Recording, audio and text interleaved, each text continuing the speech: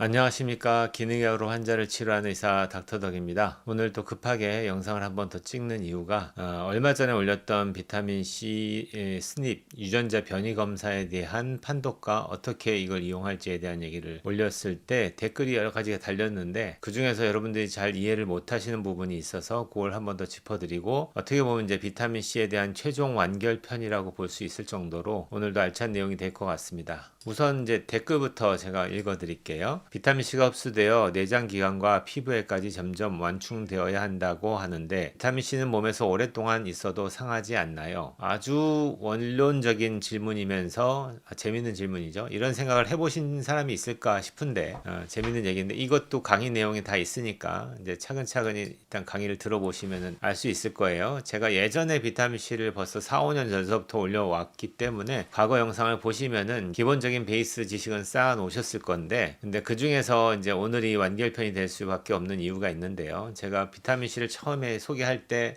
먹는 방법이라든지 왜 나눠 먹어야 되는지 이런 것들을 그냥 브로드하게 이렇게 드시는 게 좋습니다라고만 얘기를 드렸어요. 근데 이게 왜 좋은지, 왜 이렇게 먹어야 되는지에 대한 얘기는 자세하게 못 드렸는데, 그래서 여러분들이 자꾸 물어보시죠. 뭐 비타민C 저는 알약을 먹는데 뭐 꼭 가루약을 먹어야 됩니까? 알약 먹으면 안 됩니까? 그리고 먹어야 되는 양이 많으니까 이 많은 양들을 어떻게 나눠 먹어야 되는지 뭐 이런 것들부터 시작해서, 지금 최근에는 이제 지용성과 이제 수용성에 대해서 처음 듣는 분도 있나 봐요. 아마도 그럴 가능성이 충분히 높은데, 비타민C는 수용성 비타민C니까 당연히 이게 지용성이 있을 거라는 생각을 못 하시죠. 근데 비타민C가 있으면 얘를 리포소말 폼으로 감쌌기 때문에 그 바깥쪽 표면은 지용성이 된다는 그런 의미입니다. 비타민C 아스콜빅 액시드 자체가 지용성으로 바뀌어서 새로운 비타민C라는 의미가 아니고요.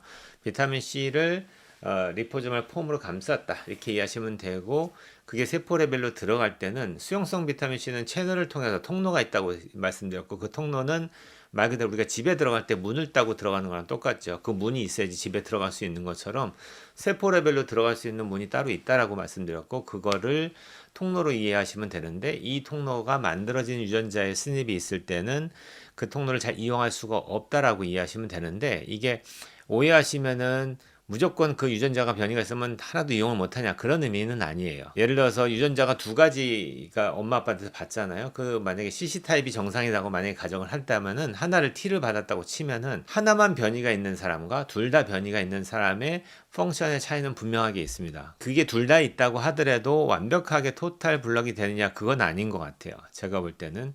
그래서 어느 정도의 기능이 떨어질 수 있다는 건 확실하기 때문에, 이해를 하실 때 유전자의 변이가 없는 사람에 비해서 있는 사람이 수용성 비타민C만 의존해서 먹을 때는 그 세포 레벨의 비타민C 레벨이 떨어질 수밖에 없다라는 거는 확실하게 이해가 되셨을 것 같아요. 그래서 오늘은 이제 뭘 얘기할 거냐면은, 그럼 우리가 비타민C를 저 같은 경우에는 물에 태워서 3g짜리를 500cc에 태워서 그걸 오전에 나눠서 마시고, 오후에도 또 500cc에다가 3g을 태워서 마셔서 나눠 마셔서 하루에 6g을 채우십시오. 저는 이렇게 교육을 하거든요, 환자들한테. 그리고 가급적이면 물에 태워서 그 물을 나눠서 마시라고 말씀을 드리는데, 그 근본적인 이유에 대해 데이터베이스가 되는 어떤 강의가 될 것 같아요. 지금 보여드릴 차트를 보시면은요, 기본적으로 30mg부터 시작해서 60mg, 100mg, 그다음 400, 그다음 1g, 그다음 2.5g까지 투여했을 때 혈중 레벨이 어떻게 변하는지에 대한 데이터를 분석해 놓은 겁니다. 보시면은 저용량인 30mg 먹을 때의 플라즈마 비타민C 레벨은 거의 변동이 잘 없죠. 20 마이크로몰 이하인데, 60mg 먹을 때는 좀 올라오기 시작합니다. 그리고 100mg 정도 먹었을 때도 한 60에서 80 레벨까지도 올라가지는데, 재밌는 거는 그 이상 먹었을 때예요. 200에서 400, 1g까지 먹어도 실제 100mg 먹을 때하고 우리가 생각할 때 10배를 더 먹었으니까 혈중 레벨도 그만큼 더 올라가야 되지 않냐 하지만, 장관 내에서 업테이크 되는 속도라든지 이런 것들을 감안해서 들어오면은 또 얘가 대사돼서 또 빠져나갈 거 아니에요. 실제로 용량을 많이 넣는다고 해서 그게 기하급수적으로 똑같은 비율로 증가되지 않는다는 겁니다. 이렇게만 보면 또 사람들이 오해하죠. 그럼 많이 먹을 필요가 없네요. 조금만 먹어도 되겠네, 이렇게 생각하실 수 있는데 틀린 생각이죠, 그거는. 그 얘기는 지금 시간이 지나서 얘는 혈중 레벨이 유지되는 게 거의 수용성 같은 경우에는 1시간에서 2시간을 치지도 못하고 거의 바닥을 기고 있거든요.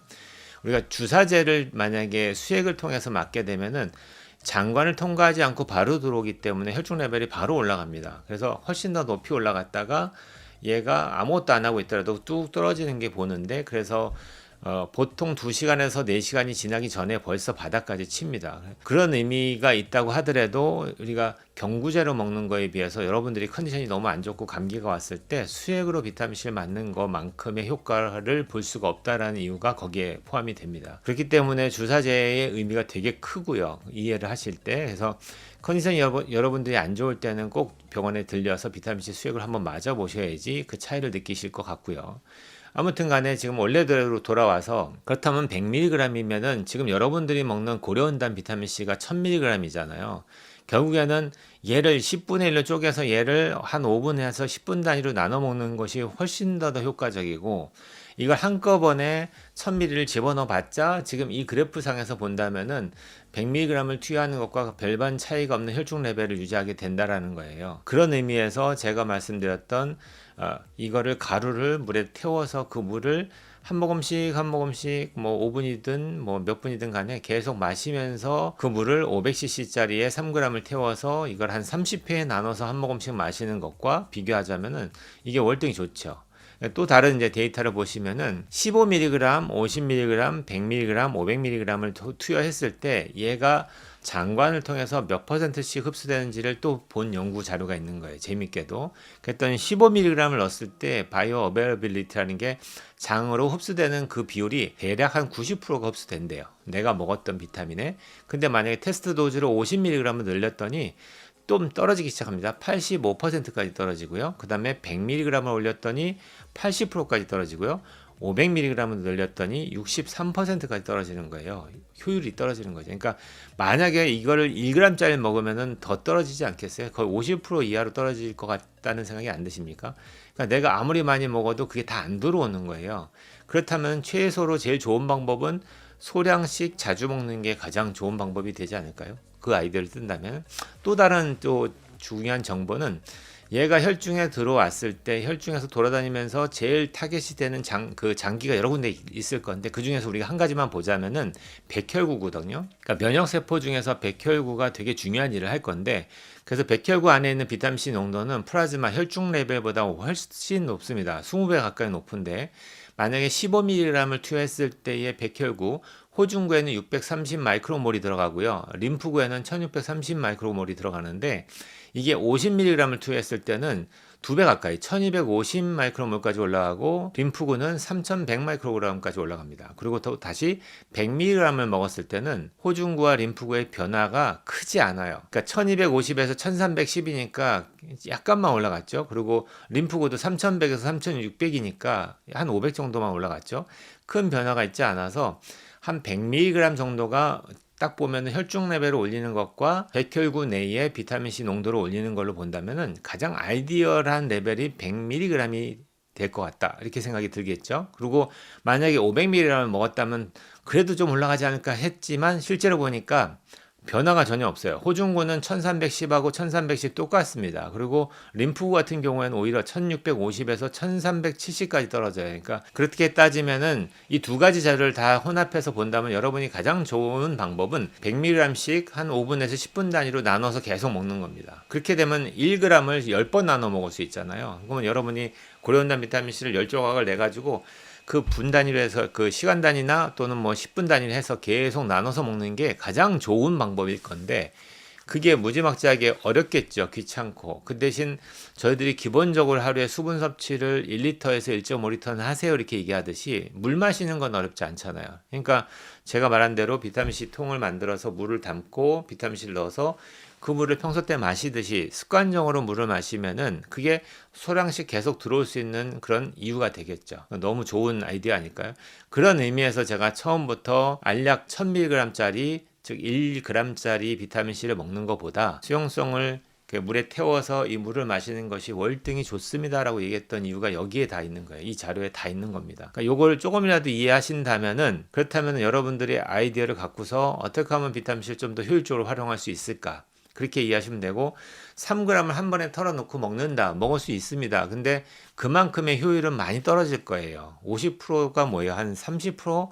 20-30% 정도밖에는 흡수를 못하고 나머지는 다 흡수가 안 된 상태로 대변으로 빠져나간다고 이해하시면 좀 쉽습니다. 그러다 보니까 오스모랄리티가 올라가니까 그 삼투압 설사를 하게 되는 겁니다. 비타민C를 많이 먹게 되면은. 그 다음에 강의의 마지막 슬라이드를 보시면은 이 슬라이드 재밌는 게 방금 저한테 질문하셨던 비타민C를 그렇게 오랫동안 몸에 갖고 있으면 얘가 산패되지 않나 이렇게 물어보는데 우리 몸에선 산화 환원 반응이라는 기본적인 시스템이 돌아가서 비타민C가 다른 물질들을 환원시키기도 하고 비타민C 자체가 산화되고 났을 때 얘를 또 다시 활용하기 위해서 환원되는 시스템이 돌아갑니다. 그때 필요한 게 글루타치온이에요. 슬라이드에서도 보면은 지금 전체적인 동그란 원이 뭐냐면은 그게 백혈구입니다. 백혈구 세포 내에 비타민C가 들어오는 통로가 SVCT2를 통해서 비타민C가 들어오기도 하고요. 그래서 500mg을 투여했을 때가 지금 림포사이트가 3000까지 보고 호중구는 1300까지 보는데 이게 올라간다면 맥스 8000 마이크로몰까지 올라갈 수 있다고 합니다. 산화되어 들어온 비타민C 폼은 글루타치온에 의해서 다시 환원되게 되고요. 그러고 나서 얘가 또 다시 여러 가지 기능을 하는 과정에서 또 산화되면 또 다시 얘를 또 환원시키고 우리는 계속 얘를 이제 재활용한다고 이해하시면 되겠죠. 백혈구가 우리 몸에 들어온 세균을 잡아서 이 안에 가둔 다음에 그 안에 가둔 상태에서 파고 라이조솜이라고 하는 형태로 이 세균을 죽이기 위한 시스템이 돌아갈 때 이게 이제 산화제가 필요한 거예요. 우리가 비타민C를 먹어서 얘가 산화되고 나면은 그 다음에 얘는 뭐 폐기되냐 그게 아니고 리사이클링 할 수 있는 시스템이 우리 몸에 있다라는 거. 그래서 모든 각 항산화제들은 서로 간에 영향을 줘요. 얘가 산화되면 얘가 도와서 환원시켜주고 또 얘가 산화되면 다른 게 또 도와서 환원시켜주고요. 그렇기 때문에 다양한 항산화제들이 필요한 겁니다. 우리 몸에는. 그렇게 이해하시면 좀 쉬울 것 같아요. 그래서 오늘은 전체적으로 비타민C를 왜 나눠서 먹어야 되는지에 대해 정확하게 여러분이 이해시킬 수 있는 논문 데이터라고 보시면 되겠고요. 너무 정말 좋은 자료인 것 같아요. 그럼 여러분들 슬기롭게 비타민C 섭취 잘 하시고 건강해지길 기원하면서 마치겠습니다. 온 국민이 건강해지는 그날까지 닥터덕은 여러분과 함께합니다.